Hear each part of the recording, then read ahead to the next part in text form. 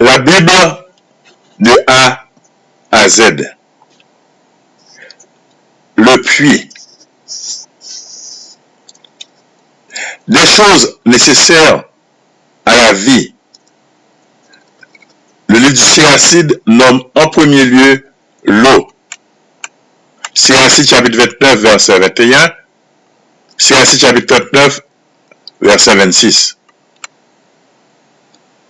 Comme d'une part, l'eau est nécessaire aux plantes, aux animaux et aux hommes, et que d'autre part, la Palestine est relativement pauvre en eau, on devait prendre toutes sortes de mesures pour utiliser au mieux et sans provoquer de pénurie l'eau de pluie et l'eau des sources. L'eau de pluie, qui ne tombait que durant quelques mois de l'année, était conservée dans des citernes. On creusait surtout des puits d'eau vive par lesquels on atteignait l'eau souterraine, tandis que la citerne contenait normalement de l'eau de pluie accumulée, pas toujours dans des conditions hygiéniques satisfaisantes. Jérémie chapitre 38, verset 6.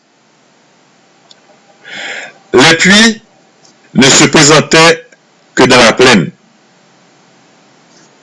On devait creuser beaucoup pour avoir de l'eau en abondance. On connaissait aussi des étangs artificiels ou bassins pour conserver l'eau de pluie et l'eau de source. Deuxième livre de Samuel, chapitre 2, verset 13, chapitre 4, verset 12.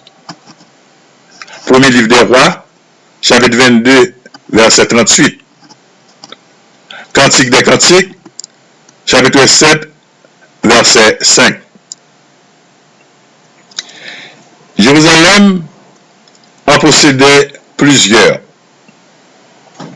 Isaïe chapitre 7, verset 3, chapitre 22, verset 9 et 11. Isaïe chapitre 36, verset 2. Néhémie chapitre 2, verset 14. Jean chapitre 5, verset 2, verset 4. Jean chapitre 9, verset 7 et verset 11. Pour avoir de l'eau en cas de siège de la ville, le roi Ézéchias fit creuser un canal souterrain de plus de 500 mètres de long, afin d'amener l'eau de source de Gihon, située en dehors de la ville, dans l'étang de Siloé, situé à l'intérieur de la ville. Deuxième livre des rois, chapitre 20, verset 20. Deuxième livre des chroniques, chapitre 32, verset 30. Quant à l'irrigation des champs, elle n'était que rarement pratiquée en Palestine, si ce n'est pour quelques jardins potagers. Contrairement à l'Égypte et la Mésopotamie, où les cultures ne dépendaient pas tant de l'eau de pluie que de l'eau apportée par les grands fleuves, tels le fleuve Nil ou bien le fleuve Euphrate. Deutéronome, chapitre 11, verset 10 et suivant.